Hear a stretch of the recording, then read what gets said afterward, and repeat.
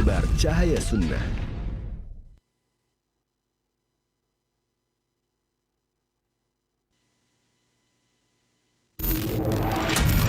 Roja TV, saluran tiruah Al-Quran dan kajian Islam. Para pemirsa Roja TV.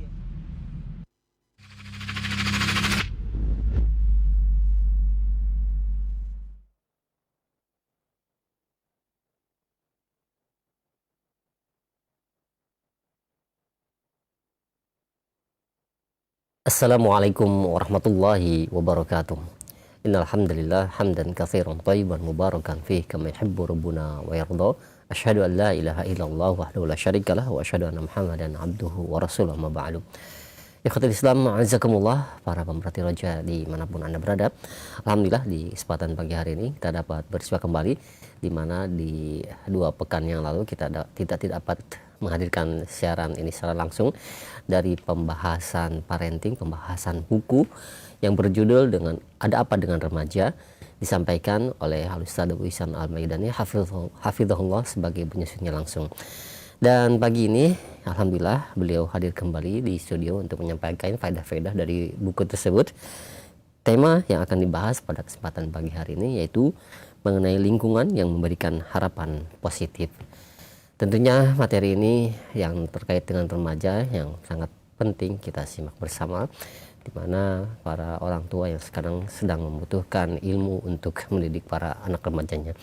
Baik, kita akan simak bersama materi yang akan disampaikan. Kepada Ustadz kami persilahkan, falyatafadhal mashkur. Assalamualaikum warahmatullahi wabarakatuh. Innal hamdalillah nahmaduhu wa nasta'inuhu wa nastaghfiruh wa na'udzu billahi min syururi anfusina wa sayyiati a'malina may yahdihillahu fala mudhillalah wa may yudlil fala hadiyalah. Asyhadu an la ilaha illallah wahdahu la syarikalah wa asyhadu anna Muhammadan abduhu wa rasuluhu la nabiyya ba'dah, amma ba'du. Para pemerhati Roja, kaum muslimin dan muslimat yang dimuliakan Allah, semoga Allah Subhanahu wa taala senantiasa melimpahkan karunia dan rahmatnya kepada kita semua. Pertama, kita bersyukur atas segala nikmat yang Allah berikan. Kemudian salawat dan salam atas Nabi kita Muhammad sallallahu alaihi wasallam, keluarga beliau, sahabat beliau, dan umat beliau yang mengikuti sunnah beliau sampai hari kemudian. Para pemerhati Roja, kaum muslimin dan muslimat yang dimuliakan Allah, pagi ini kita bisa bertemu kembali dan kita akan melanjutkan pembahasan yang kita angkat dari buku Ada Apa Dengan Remaja. Pagi ini kita akan lanjutkan pokok-pokok bahasannya dan sekedar mengulang pertemuan terakhir kita, yaitu tentang bagaimana metode Nabi dalam menyampaikan saran dan kritik masukan, yaitu dengan memberikan warna targhib ataupun motivasi, bukan mematahkan dan menjatuhkan. Ini yang disebut kritik membangun, bukan kritik yang justru membuat anak itu down mentalnya atau jatuh mentalnya, dan dia merasa dia adalah seorang yang tidak bisa melakukan apa-apa. Riwayat yang kita sampaikan dalam bab tersebut adalah riwayat dari Ibnu Umar radhiyallahu anhuma, ya. Karena di dalam menyampaikan kritik kepada anak juga harus kita perhatikan caranya. Karena pendidikan itu banyak berkaitan tentang teknis, ya, bukan kita katakan teori di atas kertas. Ya, dengan cara, dan cara ini boleh berbeda-beda antara satu dengan yang lain. Tapi harus mengikuti kaidah-kaidah yang sudah ada. Misalnya di dalam menyampaikan nasihat dan kritik misalnya. Ya, tentunya di sini perlu ketulusan niat, ya, dan tujuan. Bahwa memang kita memberikan masukan, usulan, gagasan, kritik itu untuk membangun, untuk menaikkan motivasinya, bukan untuk mendiskreditkannya atau menjatuhkannya, atau untuk merendahkannya. Nah, ini tentunya akan berdampak negatif kepada anak tersebut. Contohnya ya, misalnya kita ingin mengkritik anak kita tentang sholat malam, atau ingin memberikan usulan ya, ataupun gagasan untuk dia mengerjakan sholat malam misalnya. Lalu kata-kata kita seperti ini misalnya, kamu jangan seperti hewan ternak, makan, minum, tidur. Ya tentunya ini kalimat yang menjatuhkan ya, kurang bijaksana dan kurang enak didengar juga. Maka coba lihat cara Nabi di dalam memberikan gagasan, saran, kritik, masukan, atau apapun namanya. Ya, Nabi melakukan ini kepada seorang Ibnu Umar radhiyallahu anhuma. Ya, beliau berkata kepada Ibnu Umar, "Ni'mar rajulu Abdullah, law kana yusalli bil-lail." Sebaik-baik orang adalah Abdullah, maksudnya Ibnu Umar. Pada waktu itu beliau juga masih remaja ya, seorang pemuda. Nabi memberikan satu saran kepadanya, ya, satu masukan, gagasan ataupun kritik ya.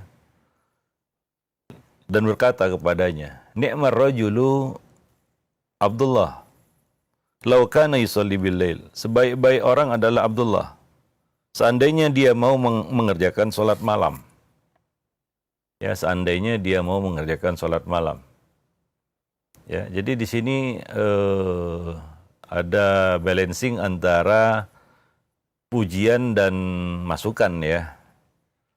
Ya, ada sisi yang perlu dibenahi pada dirinya ya, yaitu supaya dia lebih giat mengerjakan sholat malam. Di satu sisi Nabi mengatakan beliau adalah seorang pemuda yang potensional. Nah, dia adalah sebaik-baik pemuda, ni'mar rajul, sebaik-baik pemuda adalah Abdullah. Jadi kadang-kadang kita juga harus menyeimbangkan antara apresiasi ya dan kritik ya. Banyak kekurangan pada anak, iya jelas. Banyak hal yang perlu kita kritik darinya. Banyak usulan, gagasan, masukan yang harus kita sampaikan kepadanya. Tapi jangan lupa juga, ya kita harus mengapresiasi sisi positifnya. Ya, nah demikian. Karena ini tujuannya adalah untuk memberikan dorongan sebenarnya atau motivasi ya, supaya dia bisa lebih baik lagi. Ya, sehingga orang itu merasa dia punya kans, peluang, harapan untuk menjadi lebih baik. Ya, bukan kata-kata yang menjatuhkan. Kamu ini kerjanya tidur, makan, minum, tidur, pergi sana sholat malam. Ya, kalau seperti itu kata-katanya ini kan menjatuhkan ya. Dan dia merasa mungkin saja terhina. Ya, mungkin saja dia merasa dikecilkan ataupun direndahkan dengan kata-kata dan kalimat seperti itu. Ya, walaupun tujuannya mungkin sama agar anak ini ataupun si remaja ini mau mengerjakan sholat malam misalnya, mau belajar misalnya, mau berprestasi misalnya. Ya, nah demikian. Ya, kadang-kadang ya sisi negatif perlu kita abaikan. Ya, sisi negatif pada dirinya kadang-kala perlu diabaikan juga. Kita perlu meng-highlight sisi positifnya supaya dia punya motivasi ya, punya semangat untuk menjadi orang yang lebih baik.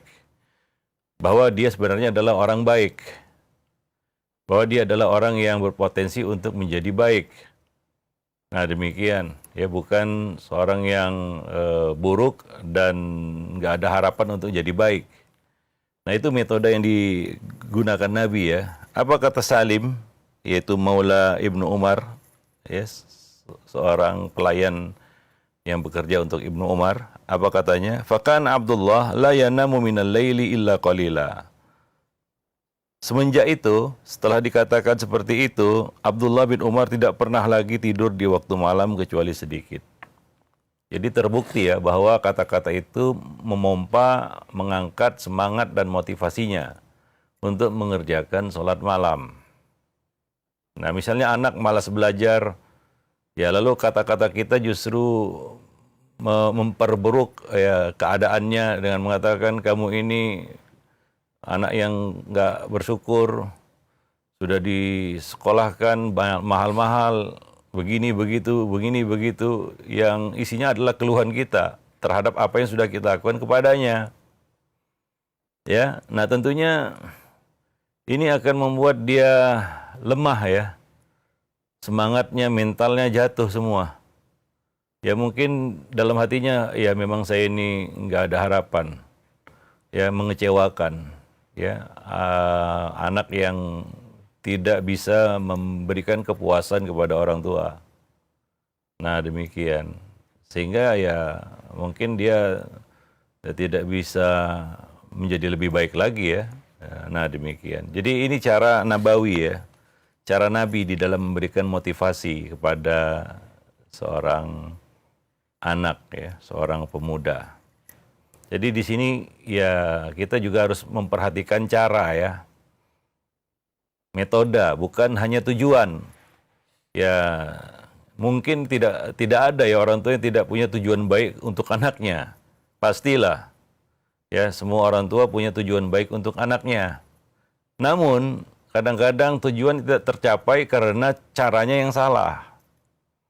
Ya, mungkin karena keinginan yang sangat kuat, tapi nggak tahu caranya.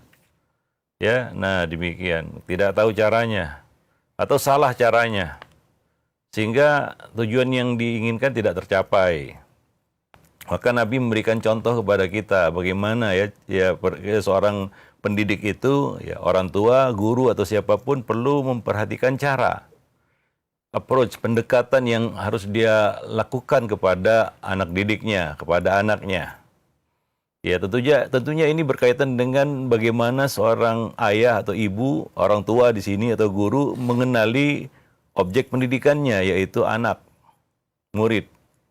Ya, nah kalau kita tidak mengenali ya mungkin ya kita akan mengambil cara yang salah, yang berujung bukan positif tapi negatif jadinya. Ya, nah demikian. Seperti cara Nabi ini ya. Dan terbukti kan bahwa setelah itu Abdullah bin Umar ya menjadi orang yang punya semangat, motivasi untuk mengerjakan sholat malam. Nah, setelah Nabi mengatakan seperti itu. Coba perhatikan, seandainya Nabi mengatakan kepada Ibnu Umar, kamu ini seperti hewan ternak. Ya, kamu ini kerjanya tidur, makan, minum, tidur, tapi tidak melaksanakan sholat malam. Ya mungkin hasilnya tidak seperti itu ya. Para pemerhati roja, kaum muslimin dan muslimat yang dimuliakan Allah. Nah ini sekedar mengulang kembali pelajaran kita pada pertemuan yang lampau ya. Nah jadi para pendidik, orang tua maupun guru, itu perlu memperhatikan dan melihat cara. Ya, kita memang wajib mendidik anak, mengarahkannya, memberikan nasihat, tapi caranya ya kadang-kadang salah, ya. Nah, demikian. Nah, maka dari itu tentunya titik nol pendidikan itu adalah jangan marah. Karena kalau kita ingin memotivasi anak kita untuk berprestasi ataupun melakukan hal yang baik atau sesuatu yang baik, ya tapi dengan cara yang salah, misalnya dengan marah-marah, ini akan negatif hasilnya. Ya, maka ya titik nol pendidikan itu ya jangan marah. Ya seperti yang dilakukan oleh Nabi SAW. Ya, nah, maka terbukti kan Nabi tidak pernah marah kepada anak-anak, kepada remaja. Walaupun mereka berbuat salah, Nabi memberikan masukan yang terbaik untuk mereka tanpa marah. Tapi kalau semua dibumbui dengan marah, maka ya hasilnya akan berbeda. ya mungkin akan kebalikannya.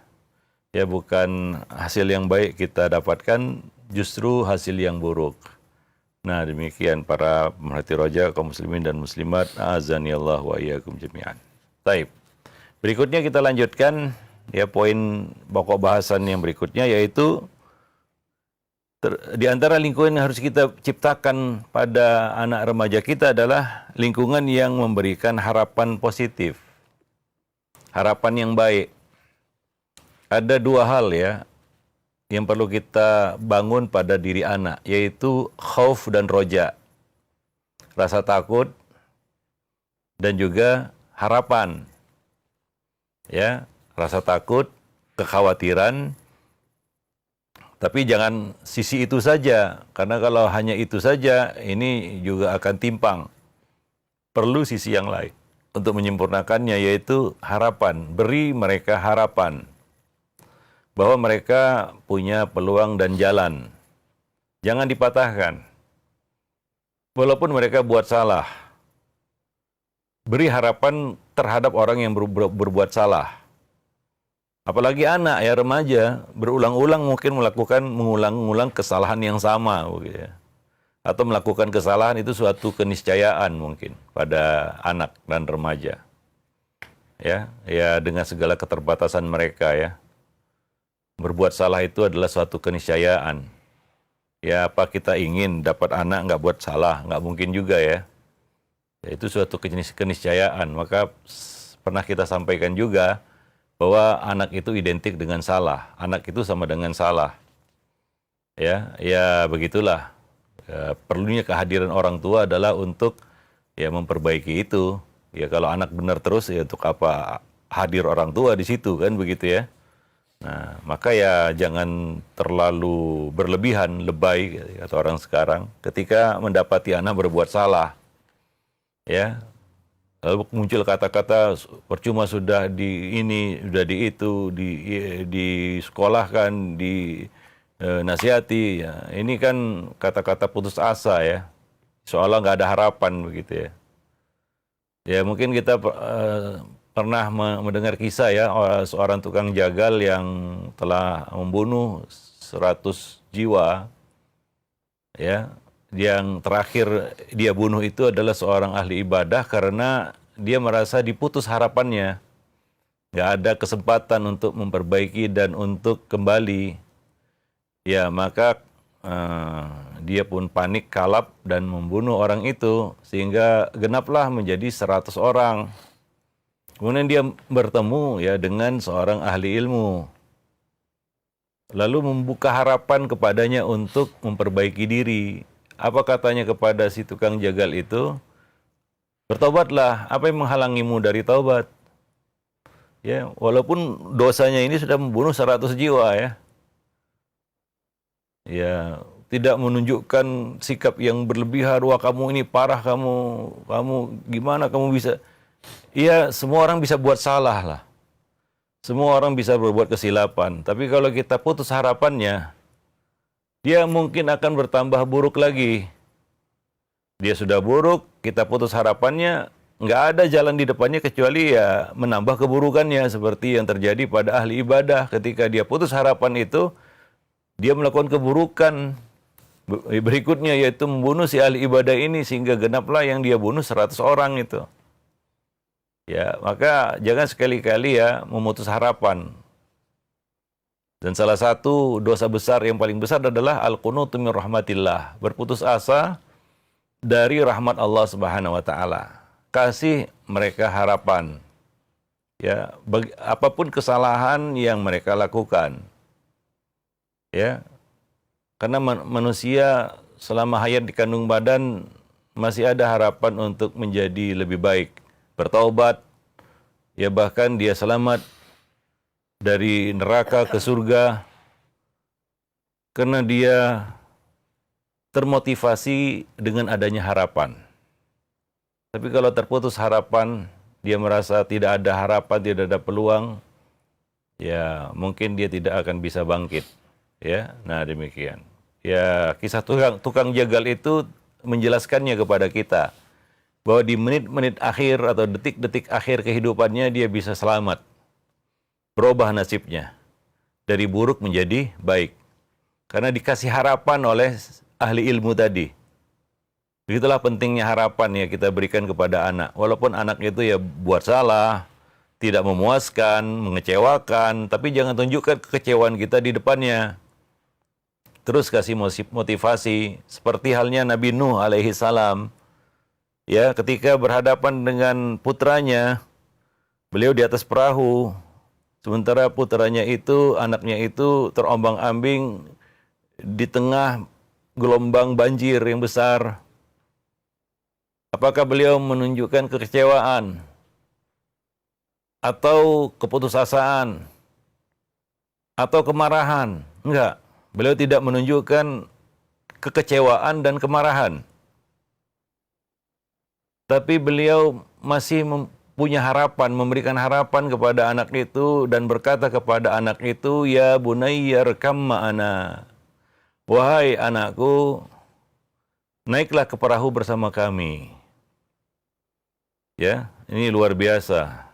Ini satu contoh inspirasi bagi semua orang tua. Jangan putus harapannya, apapun kondisinya. Kita nggak tahu ya, hidayah bukan di tangan manusia, di tangan Allah Subhanahu wa Ta'ala. Tapi membuat orang lain putus asa dari rahmat Allah itu satu dosa. Sebagaimana putus asa dari rahmat Allah adalah sebuah dosa. Bahkan dosa besar ya. Termasuk dosa besar yang paling besar itu adalah al-qunutu min rahmatillah. Berputus asa dari rahmat Allah Subhanahu wa Ta'ala. Yang lebih parah dari itu adalah dosa orang yang memutus harapan orang lain itu. Ya, dia putus harapan orang lain untuk mendapat rahmat Allah Subhanahu wa Ta'ala. Ini boleh jadi lebih besar lagi dosanya ini. Ya, lebih besar lagi dosanya ini. Ya, seperti si ahli ibadah itu yang memutus harapan tukang jegal ini untuk bertaubat. Akibatnya dia terima di dunia, yaitu dia jadi korban ke-100. Ya, belum lagi di akhirat itu. Ya, karena caranya itu jelas salah itu. Yaitu menutup harapan orang lain untuk mendapat rahmat Allah Subhanahu wa Ta'ala. Ya, nah demikian. Dan itu terjadi juga ya pada dua orang yang bersaudara di kalangan Bani Israel. Yang satu buat dosa, yang satu rajin ibadah. Ya, yang rajin ibadah ini memutus harapan orang yang saudaranya itu yang gemar mungkin buat dosa dengan berkata, kamu nggak masuk surga kamu pasti masuk neraka kamu nggak dapat ampunan Allah. Gara-gara ucapan itu dia masuk neraka itu. Gara-gara ucapan itu, akibat ucapan itu dia masuk neraka itu. Padahal dia ahli ibadah. Secara zahir ya, dalam pandangan kasat mata manusia, oh ini orang soleh ini, rajin ibadah. Sementara saudaranya itu, ya mungkin ini orang yang parah ini. Ya, nah, buat dosa dan lain sebagainya. Tapi karena dia memutus harapan orang lain untuk bertaubat, untuk menjadi baik, dia justru masuk neraka gara-gara itu. Ya, gara-gara ucapan itu. Allah berkata kepadanya, ya, apakah engkau punya hak atas apa yang ada di tanganku? Memutuskan surga dan neraka. Apakah surga dan neraka itu punyamu? Apakah kamu tahu apa yang menjadi keputusanku? Akun tabi aliman. Ya, kata Allah Subhanahu wa Ta'ala kepada ahli ibadah itu di hari kiamat. Apakah engkau tahu apa yang menjadi keputusanku? Apakah surga dan neraka itu punyamu? Jika memutus harapan orang lain untuk selamat dari neraka dan masuk ke dalam surga, maka kita tidak boleh memutus harapan orang lain untuk menjadi baik. Itu dosanya lebih berat lagi. Ya, berputus asa dari rahmat Allah itu dosa, tapi memutus harapan orang lain untuk bisa masuk surga atau selamat dari neraka itu jauh lebih berat lagi. Seperti yang Nabi ceritakan di dalam kisah tersebut ya. Para pemerhati roja kaum muslimin dan muslimat yang dimuliakan Allah. Jadi kasih harapan.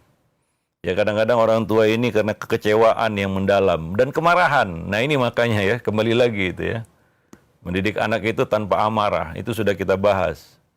Kayaknya kurang, itu perlu dibahas lagi. Karena ini berat memang masalahnya. Ya, kadang-kadang kita terlalu kecewa, marah kepada anak, kemudian memutus harapan atas dirinya. Dengan kata-kata, "Wah, saya kecewa, ibu kecewa, ayah kecewa, kamu tidak seperti yang diharapkan," atau kata-kata seperti itulah ya. Sudah disekolahkan, sudah dipondokkan, sudah digini, sudah digitu, nggak perlu juga gitu kita katakan kepadanya. Walaupun kita sudah nasihati dia. Banyak orang tua seperti itu. Udah nasihat berkali-kali, sudah dibilangi gini gitu. Dicampur dengan kemarahan, kekecewaan. Ini kan memutus harapan sebenarnya. Maka berulang kali kita sampaikan bahwa kisah Nabi Nuh dan putranya itu dan anaknya itu adalah inspirasi bagi semua orang tua. Inspirasi. Makanya Allah cantumkan di dalam Al-Quran. Bukan untuk menceritakan kegagalan seorang Nabi menjadi ayah. Justru sebaliknya, ini menceritakan kepada kita bagaimana suksesnya Nabi Nuh di dalam memberikan nasihat dan bimbingan kepada anaknya. Walaupun hasilnya itu ya bukan di tangan Nabi Nuh juga. Di tangan Allah Subhanahu wa taala. Hati manusia kan bukan di tangan kita, tapi Allah akan menilai cara kita. Ketika Nabi Nuh berhadapan dengan anak itu, apakah Nabi Nuh mengungkit-ungkit, "Wah, saya sudah nasihati kamu berulang kali, ratusan tahun, siang malam." Seperti yang Allah katakan bahwa Nabi Nuh itu berdakwah 950 tahun. Siang malam, lailan wa nahara. Tapi apakah Nabi Nuh mengungkit-ungkit itu dan berkata kepada anak itu di momen-momen yang sangat genting itu dan berkata, "Wah, kamu sudah saya nasihati bertahun-tahun, bahkan ratusan tahun." Enggak juga. Nabi Nuh tidak mengungkit-ungkit itu walaupun itu sudah dilakukan. Nabi Nuh tetap ya dengan santun, ya bijaksana, lemah lembut berkata kepada anak itu, "Ya bunayya irkam ma'ana." Ya, wahai anakku, naiklah ke perahu bersama kami. Ya, itu luar biasa kesabarannya ya. Nah, demikian. Ya, tidak ada emosi, amarah, kekecewaan di situ. Tapi beliau ya selama masih bisa berusaha untuk menyampaikan kebaikan kepada anaknya atau orang lain, beliau melakukan itu. Dan itu yang dilakukan oleh Nabi Nuh alaihissalam. Nah, kadang-kadang kita suka memutus harapan pada anak dengan kata-kata yang nggak berfaedah. Ya, seperti ya banyak orang tua mengatakan, "Saya sudah nasihatkan berulang-ulang, apa nggak dengar apa yang saya katakan," gitu. Ya nggak perlu juga lah. Ya nasihati aja, karena kewajiban kita apa kata Allah? Ya wadzakir fa innama anta mudzakir. Walasta alaihim bimusaitir. Sampaikanlah peringatan, nasihat. Sungguhnya kamu hanyalah pemberi nasihat. Bukanlah kamu orang yang berkuasa atas hati mereka. Innama alaikal balagh wa alanal hisab. Kewajiban kamu hanyalah menyampaikan kepada siapa saja, termasuk kepada anak-anak kita. Ya, maka kita tidak boleh berputus asa lalu memutus harapan dari orang lain. Apalagi itu anak kita sendiri, ya. Nah, demikian. Wallahu a'lam bishawab. Jadi harapan ini adalah sesuatu yang perlu kita jaga pada mereka, ya, pada anak-anak kita. Ya, maka di samping ada sisi al-khauf, kita juga jangan lupakan ada sisi lain yang penting, yaitu ar-raja, ya, harapan. Ya, harapan adalah semua hal yang ingin kita raih dan kita tanamkan dalam diri sendiri, atau yang ingin kita tanamkan pada orang lain, atau ditanamkan orang lain pada diri kita. Dasar dari harapan adalah apa yang kita yakini atau yang diyakini akan menjadi satu kebaikan bagi kita. Ya, nah perlu diingat ada banyak remaja di luar sana, mungkin ribuan remaja hidup dalam keputusasaan karena harapan negatif tentang diri mereka atau harapan negatif orang lain terhadap mereka. Ya, harapan negatif. Ya, artinya ya kita mengunderestimate kemampuannya, kamu nggak bisa Ya, mungkin karena ketidakmampuan orang tua untuk mengeksplor kelebihan anak. Sehingga yang muncul dari orang tua adalah justru harapan-harapan negatif. Harapan negatif ini misalnya, sudah nggak ada, kamu tidak bisa, kamu tidak mampu. Tidak ada yang bisa diharapkan darimu, atau seperti itulah. Ya, nah demikian. Ya, dan atau tidak dengan kata-kata, tapi dengan perbuatan, ya misalnya ya tidak mempedulikannya, ya seolah tidak ada lagi perkara yang bisa kita lakukan terhadapnya, atau dalam kata lain ya terserahlah kamu mau gimana, ya cenderung melepaskan dan tidak mempedulikan. Itu namanya kita memberikan harapan negatif atau kita katakan memberikan harapan negatif kepada anak tersebut. Bahwa ya kamu nggak bisa diharapkan lagi, ya sudah terserah mau apa. Ya seolah-olah kita sudah mati kutu untuk bisa melakukan hal yang positif kepadanya. Jadi membuat mereka menjadi putus asa. Ya karena pendidiknya sendiri sudah putus asa. Maka dari itu perlu ya kita mengeksplor sisi positif pada anak. Sebelumnya sudah kita sampaikan bahwa setiap anak ada bakat yang terpendam ya, yang dia bawa dari lahir. Karena itu rezeki yang Allah tuliskan di dalam perut ibunya. Kewajiban pendidik adalah mengeksplor kelebihan-kelebihan itu. Ya, bukan menyoroti kekurangan-kekurangan. Manusia disoroti kekurangannya pasti ada. Jangankan disorot, nggak disorot pun akan nampak. Tapi kelebihan nggak seperti itu. Ya, kelebihan kalau kita tidak sorot dengan cermat, dia tidak akan kelihatan itu. Kalau kelebihan ya, kalau kekurangan nggak disorot pun nampak biasanya. Ya, pada anak ya, kita bicara anak di sini. Ya, maka perlu orang tua itu untuk menggali ya, mengobservasi, mengeksplor kelebihan-kelebihan bakat-bakat yang ada pada anak. Supaya kita tidak menjadi orang tua yang seperti kehabisan akal gitu untuk mengarahkan anak kepada hal yang positif. Selalu berhadapan dengan anak kecewa. Karena kadang-kadang kita justru memaksakan kehendak dan keinginan kita padanya, tanpa melihat sebenarnya apa sih sisi kelebihan pada anak ini. Bisa kita bayangkan bagaimana putus asanya Abdullah bin Abbas jika dipaksa oleh Nabi untuk bisa kita katakan berprestasi di dalam bidang militer, yang mana itu bukan bakatnya. Tapi kalau misalnya keinginan orang tua, saya ingin kamu jadi orang yang punya kemampuan militer yang hebat, sementara dia tidak punya kemampuan itu, apa yang terjadi? Dia akan putus asa. Ya, karena manusia itu diberi kelebihan-kelebihan yang berbeda-beda, nggak bisa disamakan satu sama lainnya. Ya, bagaimana putus asanya juga ya seorang Usama bin Zaid kalau dipaksa untuk bisa menjadi seorang ilmuwan seperti Abdullah bin Abbas. Karena kemauan orang tuanya seperti itu, ingin punya kita kata prestasi di bidang keilmuan seperti halnya Abdullah bin Abbas, sementara bakatnya bukan di situ. Apa jadinya? Dia akan putus asa tentunya. Dia merasa tidak mampu. Bukan dia tidak mampu, tapi itu bukan bidangnya. Ya semua orang kalau diletakkan tidak pada bidangnya, dia akan merasa tidak mampu dan akan putus asa juga. Siapa saja itu. Maka ada ungkapan anzilin nas manazilahum, tempatkan manusia sesuai dengan tempatnya. Artinya ya kita harus lihat bakat. Maka pendidikan berbasis bakat itu penting sebenarnya. Bahkan itu dasar pendidikan yang dilakukan oleh Nabi ya, sallallahu alaihi wasallam. Yang dilakukan oleh para nabi dan nabi kita Muhammad sallallahu alaihi wasallam. Ya, nah demikian. Tapi kalau manusia itu ditempatkan tidak pada tempatnya, dia akan putus asa karena dia tidak punya kemampuan. Karena nggak ada manusia Superman, semuanya bisa, serba bisa, nggak ada. Ada kelebihan dan kekurangan.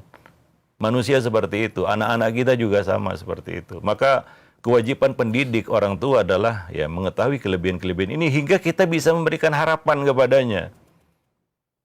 Ya, seorang itu akan merasa dia punya peluang dan harapan kalau dia merasa mampu ya. Saya mampu sebenarnya, hanya perlu motivasi, dukungan kan begitu ya. Dan pengawalan bisa jadi dia. Tapi kalau dia hanya mengikuti ambisi orang tua, bahkan kadang-kadang ambisi sekolah, patah dia. Dia nggak akan bisa jadi apa-apa. Ya, wallahu alam bisawab. Nah, disinilah perlu ya kita ya menciptakan lingkungan yang bisa memberikan harapan positif kepada anak. Nah, demikian. Nah, itu kita kan berhubungan erat dengan ya bagaimana kita bisa mengetahui ya apa sih kelebihan-kelebihan anak kita, di mana sisi-sisi positifnya ya. Sehingga ya kita bisa mengarahkannya kepada arah tersebut atau jalur tersebut sehingga orang itu merasa punya harapan ya. Nah, kalau tidak ya wajar ya. Kalau kita tidak mampu melakukan sesuatu karena bukan bidang kita pasti putus asa lah. Ya, misalnya seorang yang bukan anak eksak lah ya, yang payah kalau berhitung matematika. Lalu kita ingin dia jadi ahli matematika gitu. Ngotot ambisi orang tuanya untuk bisa jadi anak pinter-pinter sementara bidangnya bukan itu. Ini orang tua yang tidak mengenali anak ya. Sehingga dia jadi putus asa lah. Pusing dia. Ya, lebih parah lagi kalau dia patah ya. Dia merasa mengecewakan orang tuanya. Ini akan berakibat buruk ya. Ya, berakibat buruk ini. Anak itu mungkin merasa di bawah tekanan ambisi orang tua. Ya bisa terjadi yang buruk ya, seperti kejadian-kejadian yang mungkin para pemirsa juga tahu ya. Kasus-kasus yang mengenaskan gitu, yang akhirnya orang tua jadi korban gitu ya. Ya, karena terlalu represif terhadap anak. Sehingga anak tertekan. Dia merasa nggak mampu mungkin. Ya. Nah, jadi perlu ya orang tua di sini untuk mengenali kelebihan-kelebihan yang ada pada anaknya. Karena orang itu kalau sudah pada bidangnya, dia akan enjoy, dia akan menikmati ya proses yang dia jalani karena itu sesuai dengan faknya ya, sesuai dengan kelebihan yang Allah berikan kepadanya. Ingat manusia diberi rezeki berbeda-beda. Wa inna sa'yakum lasyatta. Sesungguhnya usaha kamu itu berbeda-beda. Nah, demikian. Nah, itu salah satu tugas penting seorang pendidik, ya orang tua dan ya dibantu bermitra dengan guru-guru di sekolah. Wallahu a'lam bishawab. Nah, demikianlah ya. Nanti akan kita lanjutkan lagi pembahasan ini pada pertemuan-pertemuan yang berikutnya insyaallah. Ya, berikutnya kita akan menjawab beberapa pertanyaan yang sudah masuk. Ya. Ya, alhamdulillah, terima kasih banyak Ustaz atas materi yang telah disampaikan di kesempatan pagi hari ini. Pembahasan dari buku Adab dengan Remaja, yaitu mengenai tema memberikan lingkungan yang memberikan harapan lingkungan yang positif kepada para remaja, yang mudah-mudahan ini menjadi ilmu yang bermanfaat bagi kita semua. Dan selanjutnya kami akan angkat pertanyaan yang sudah masuk di layanan pesan WhatsApp. Mohon maaf. Nah, yang pertama Ustadz, ada pertanyaan dari penanya yang berada di Bogor. Assalamualaikum warahmatullahi wabarakatuh. Ya Ustadz, bagaimana cara memberikan harapan positif kepada anak? Karena saat ini sudah mau lulus dari SMA Ustadz. Namun kami lihat itu kemalasannya masih melekat dalam dirinya Ustadz. Sehingga kami juga merasa khawatir akan masa depannya karena kemalasannya itu Ustadz. Iya. Kalau kita bicara minat ya, bakat itu harus dari usia dini sebenarnya. Ya, dia harus ditemukan, dieksplor dari usia dini. Kecenderungannya bagaimana, bakatnya apa, minatnya apa, kemudian orang tua mensupportnya, memberikan dukungan. Itulah yang disebut harapan positif ya, sehingga orang itu merasa dia suka melakukan itu. Ya, hindari ya orang tua yang terjebak kepada ambisinya sendiri terhadap anak. Ya, kalau itu sejalan mungkin nggak jadi masalah ya. Tapi kalau nggak sejalan antara ambisi orang tua dan kemampuan anak, ini yang akan membuat anak itu patah dan dia ya menjadi malas. Padahal sebenarnya bukan anak yang malas ya. Ya. Bukan anak yang malas, ya karena belum ketemu aja ya passionnya gitu ya, minatnya begitu. Ya, dan inilah perlunya ya kita katakan ya peran orang tua di sini, dibantu guru-guru di sekolah. Makanya kita tekankan sekali perlunya ya pendidikan yang berbasis bakat, bukan ambisi orang tua. Ya, kadang-kadang nggak sejalan. Kalau sejalan sih mungkin nggak masalah ya. Ya. Tapi kalau tidak sejalan antara keinginan ambisi orang tua, target-target ditarget ya demikian besarnya, terlalu tinggi ekspektasi orang tua, tidak berbanding lurus dengan kemampuan dan ya bakat si anak, ini akan membuat anak itu patah. Ya ujungnya ya dia malas. Seperti kita lah. Kalau kita bukan orang eksak misalnya, kita disuruh berhadapan dengan angka, soal-soal matematika dan lain sebagainya, hal yang berkaitan dengan hitung-menghitung, sementara itu bukan ya, bidang kita, itu bukan minat kita, apa yang terjadi? Kita akan malas. Ngelihat angka-angka itu aja kita malas. Ya, ngantuk udah lihat angka-angka itu. Ya, karena itu bukan bidang kita. Maka apakah fair kita tuding kita pemalas gitu ya? Belum tentu. Ya, kalau kita ketemu bidangnya mungkin kita nggak malas. Nah, demikian. Ya, jadi ya ini harus dilakukan dari usia dini sebenarnya. Ya kalau sudah ya kita katakan di fase akhir remaja bahkan pradewasa boleh kita katakan itu telat ya. Nah, demikian. Ya tapi ya berusaha untuk ya berdiskusi dengan anak ya, ngobrol, dialog, kira-kira ya apa yang sebenarnya ada dalam benaknya. Kadang-kadang kita perlu mendengarkan anak untuk bisa memahaminya. Ya, coba beri kesempatan mereka untuk bicara supaya kita bisa memahami. Ya, nah demikian ya. Nah, ya anak itu kadang-kadang malas ya bukan karena dia pemalas ya, hanya karena belum ketemu apa yang namanya katakan hal yang memang membuat dia termotivasi untuk semangat begitu ya. Nah, jadi inilah yang kita bahas pada pagi ini, yaitu memberikan harapan positif. Bagaimana kita menciptakan suatu harapan positif ya. Kita membuka di matanya itu peluang. Ya. Nah, demikian. Dan ya teruslah berusaha ya, orang tua jangan menunjukkan kekecewaan di depan anak. Ya, atau kemarahan, apalagi kemarahan ya, kekecewaannya aja jangan. Ya, nah demikian supaya si anak ini juga ya tidak jatuh mentalnya dan merasa saya ini anak yang cuma bisa mengecewakan orang tua gitu ya. Nah, demikian. Jadi perlu dukungan ya. Nah, dari orang tua dan menumbuhkan kembali harapan padanya. Nah, demikian. Dan disitulah perlunya mengenali anak ya. Perlu kita mengenali anak kita sendiri. Banyak orang tua yang tidak mengenali anaknya. Mungkin karena waktu pertemuan yang kurang ya. Intensitas pertemuan yang kurang sehingga ya dia nggak memahaminya. Ya, dan tidak mengenalinya. Apalagi orang tua yang main titip-titip anak, dititip pendidikannya kan begitu ya. Dia sama sekali buta. Di sekolah pun para gurunya mungkin tidak mengenali anak ini. Lalu siapa yang mengenali anak ini? Ya dia hanya bisa mengenali diri, bahkan mungkin si anak tidak mengenali dirinya sendiri. Lalu gimana dia bisa bangkit? Bagaimana dia bisa punya harapan ya dalam dirinya sendiri begitu. Sehingga itulah yang membuat dia jadi malas mengarungi kehidupan, menjalani kehidupan yang mungkin dia anggap monoton begitu ya. Nah, demikian. Apalagi kita tuding dia pemalas. Wah, kamu ini anak pemalas, ya udah jadi pemalas dia memang kan gitu ya. Ya udah saya pemalas katanya. Oh, dia mau pemalas terus jadinya. Ya, nah, apa seperti itu yang kita harapkan? Ya tentunya tidak ya. Nah, demikian.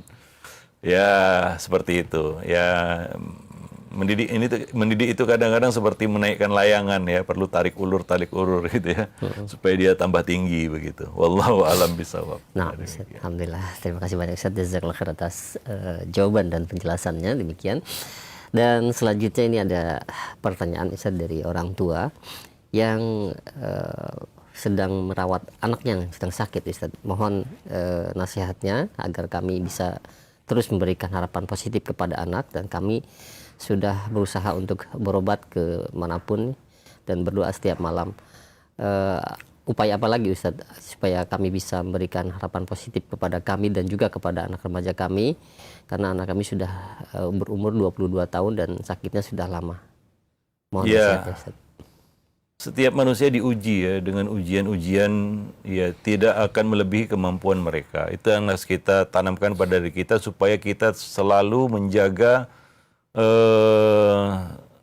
prasangka baik kita kepada Allah Subhanahu wa taala ya. Nah, husnuzon kita kepada Allah itu pertama yang paling penting itu. Bagaimana kita menjaga husnuzon kita kepada Allah, bahwa ujian ini tidak melebihi kemampuan kita untuk menghadapinya, untuk bisa melewatinya. Yang kedua tentunya sabar ya. Ya karena ujian itu, semua ujian harus dilewati dengan sabar. Ya, kita jangan lihat orang yang di bawah kita ujiannya. Lihat orang yang di atas kita ujiannya. Coba lihat ujian yang Allah berikan kepada Nabi Ayub alaihissalam. Ya, sakit yang nggak ada manusia dalam sejarah manusia yang diberi ujian sakit lebih hebat daripada Nabi Ayub, dan bagaimana beliau bersabar. Inna ma'al usri yusra. Selalu ada ending yang baik bagi orang yang bersabar. Itu kita harus yakin itu. Selalu ada ending akhir yang baik bagi orang yang sabar. Wal akibatu littaqwa. Dan kesudahan yang baik adalah bagi orang-orang yang bertakwa. Nah, demikian. Ya, karena kita perlu menjaga konsistensi kesabaran ya, jangan sampai hilang kesabaran. Yang ketiga, ada kebaikan di balik semua itu, pahala, ya, kita katakan kematangan kita dalam menjalani ujian. Kalaulah ujian seperti itu bisa kita lewati, maka ujian-ujian di bawah itu akan sangat lebih mudah kita lewati. Ya, nah, karena Allah memberikan ujian dalam pandangan kita ini sangat berat. Kayaknya nggak ada orang lain yang diuji seperti ujian seperti ini. Tapi kita ya harus menjaga baik sangka kita kepada Allah bahwa ini tidak melewati batas kemampuan kita. Ya, mungkin itu adalah batas maksimal dari kemampuan kita untuk menerima ujian dari Allah Subhanahu wa taala. Kadang-kadang perlu itu. Ya, supaya ujian-ujian di bawah itu berikutnya nanti kalau kita dapat ujian yang di bawah itu akan dengan mudah kita lewati. Ya, nah banyak orang-orang yang Allah uji dengan ujian bermacam-macam. Para nabi dan rasul aja diuji sama Allah dengan ujian yang berat. Bahkan Nabi mengatakan asyadun nasi balaan al-anbiya. Manusia yang paling berat ujiannya itu justru para nabi dan rasul. Ya, maka jangan suuzon ketika Allah memberi ujian kepada kita. Ya, nah itu yang sangat berbahaya itu ya. Nah, kita hidup memang untuk diuji. Allah Subhanahu wa taala mengatakan, ya, inna khalaqnal insana min nutfatin amsyajin nabtalih. Sesungguhnya kami menciptakan manusia dari air mani yang bercampur, yaitu air mani laki-laki dan perempuan. Jadilah manusia. Untuk apa? Nabtalihi, untuk mengujinya. Itulah tujuan kauni Allah menciptakan kita, yaitu untuk menguji. Itu hak Allah. Ya, hak Allah adalah menguji kita. Kewajiban kita adalah menjalani ujian itu. Jangan kebalik ya.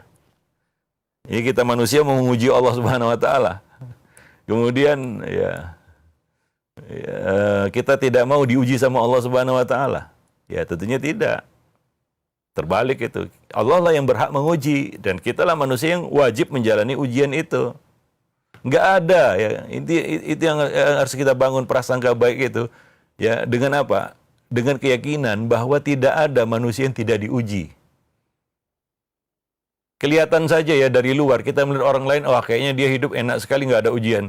Kayaknya, karena kita lihat dari luar, setiap orang ada ujiannya. Jangan merasa oh, kita saja yang dapat ujian. Ya, orang lain tidak.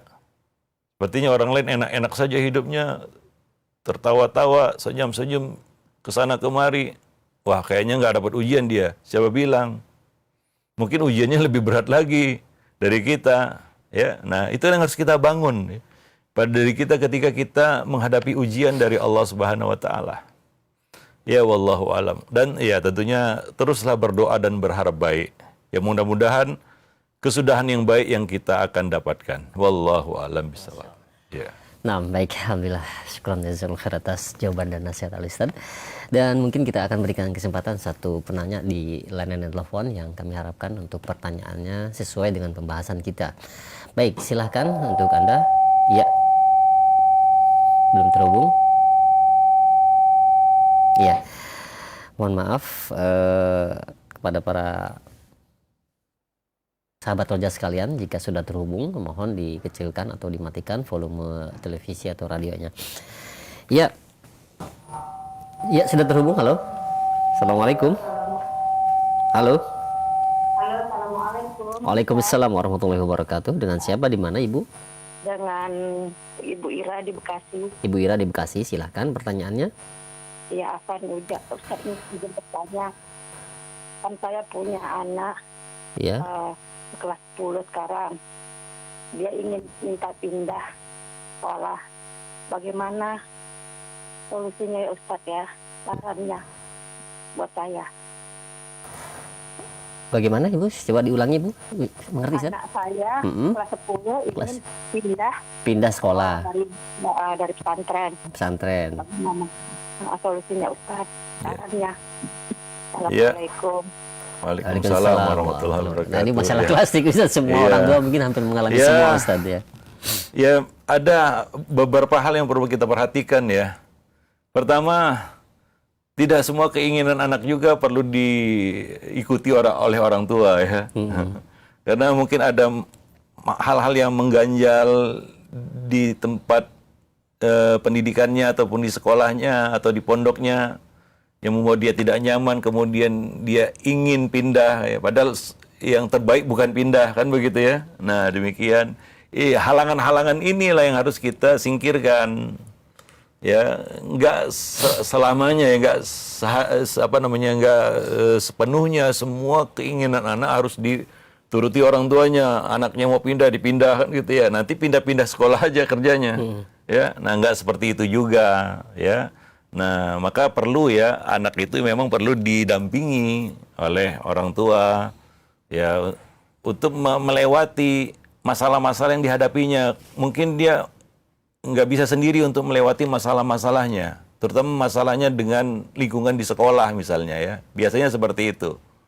Kalau itu masalahnya, itu masalah dia dengan lingkungan sekolah, maka itu yang perlu kita selesaikan. Ya, orang tua di sini ya memang harus istilahnya turun gunung atau ikut terlibat di situ. Ya, bagaimana menyelesaikan ya masalah hubungan misalnya antara anak dan lingkungan sekolah.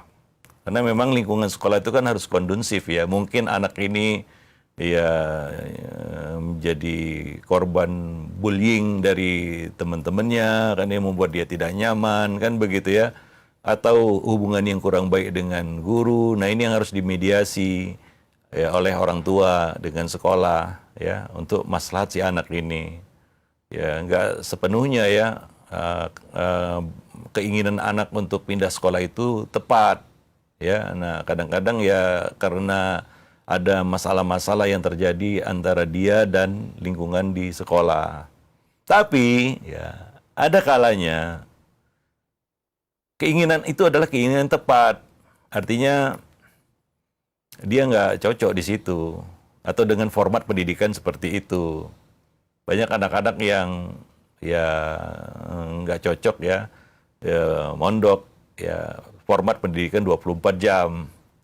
Ya, mungkin dia lebih cocok format pendidikan yang setengah hari atau full day kan begitu ya. Nah, jadi ya perlu dilihat juga apa kendala yang dihadapi oleh si anak ini.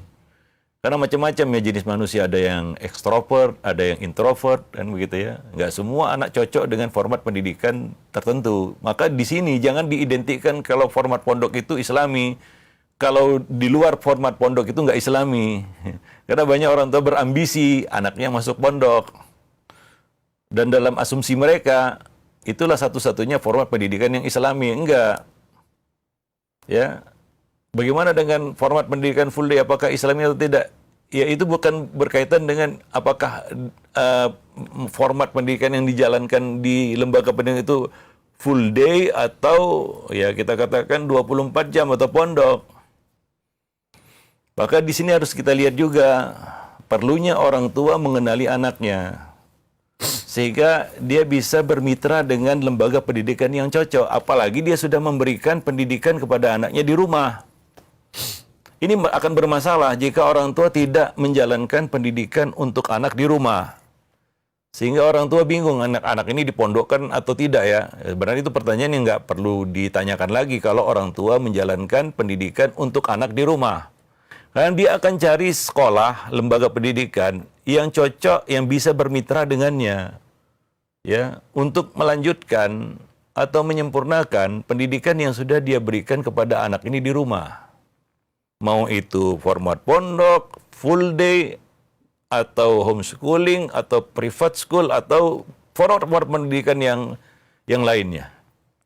Nah, seharusnya seperti itu, ya. Nah, demikian. Ya, jadi ya, pertama nggak sepenuhnya ya, semua permintaan anak untuk pindah-pindah sekolah itu harus diikuti oleh orang tua. Kadang-kadang ya sudah tepat dia di situ, cuma karena ada kendala. Maka kendala-kendala ini harus diatasi, ya. Nah, demikian.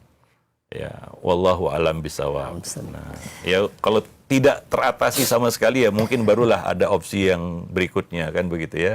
Nah, atau memang dia tidak cocok dengan format pendidikan itu, ya. Nah, ini kita harus ya menemukan format pendidikan lain yang cocok untuk anak ini. Ya biasanya itu kalau orang tua itu ya tidak kita katakan menjalankan fungsi pendidikan di rumah. Nah, wallahu alam bisawab. Sehingga kesannya itu mencari sekolah coba begini, coba begitu. Anak didikan kelinci percobaan kan begitu ya, ya. Yang menjalani si anak. Ingat ya para orang tua, yang menjalani pendidikan itu anak. Ya, mereka yang menjalaninya. Maka ini perlu ya, orang tua mengenali dengan presisi bagaimana anaknya ini. Kira-kira format pendidikan apa yang cocok untuk anaknya. Jangan sekali-kali kita terjebak dengan ambisi orang tua. Biasanya orang tua yang punya ambisi kepada anaknya karena dia tidak mengenali anak itu. Ini yang kadang-kadang menjadi beban bagi si anak. Wallahu alam bisawab. Nah, demikian. Insyaallah, alhamdulillah. Ya, mungkin sampai di sini dulu pertemuan kita pada kesempatan pagi ini ya. Lebih dan kurang saya mohon maaf. Aqulu qauli hadza astaghfirullah li wa lakum lisairil muslimin innahu huwal ghafurur rahim. Assalamualaikum warahmatullahi wabarakatuh. Assalamualaikum warahmatullahi wabarakatuh. Kami ucapkan terima kasih sekali lagi untuk Al-Ustaz. Jazakallahu khair, barakallahu fiik atas ilmu yang telah disampaikan dari pembahasan buku Adab dengan Remaja, sebuah buku parenting yang membahas khusus masalah remaja. Dan mudah-mudahan ini menjadi wawasan yang luas bagi kita, bertambah wawasan kita, ilmu yang bermanfaat, dan kita tentunya selain itu berdoa kepada Allah Subhanahu wa taala untuk Allah mudahkan dalam mendidik anak-anak kita menjadi anak-anak yang soleh dan solihah. Dan kami mohon maaf begitu banyak pertanyaan yang masuk di kesempatan pagi hari ini. Memang pembahasan parenting ini sangat menarik sekali, dan simak terus di setiap Selasa ini pukul 8 kurang lebih bersama Al-Ustaz Ihsan Al-Maidani hafizahullah, hanya di Roja TV. Demikian kami undur diri, mohon maaf apabila ada kesalahan. Wassalamualaikum warahmatullahi wabarakatuh.